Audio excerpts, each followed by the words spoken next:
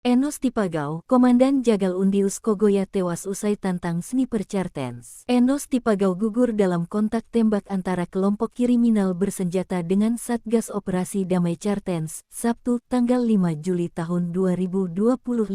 Panglima Komando Operasi Habema, Maijen Laki Avianto, membenarkan jika pasukan Koops Habema terpaksa menembak mati Komandan Batalion Kodap 8 Soanggama Intan Jaya, Papua Tengah. Kontak tembak terjadi di Kampung Baitapa, Distrik Sugapa, Kabupaten Intan Jaya, Papua Tengah, pukul 7.14 waktu Indonesia Timur. Benar, pagi tadi sekitar pukul 7.16 waktu Indonesia Timur, yang bersangkutan terpaksa kita berikan tindakan tegas terukur karena tersangka utama pelaku berbagai kejahatan kemanusiaan di Papua ini melawan bahkan menyerang prajurit TNI saat hendak diamankan dari tempat persembunyiannya di Desa Baitapa, Kabupaten Intan Jaya, kata Laki.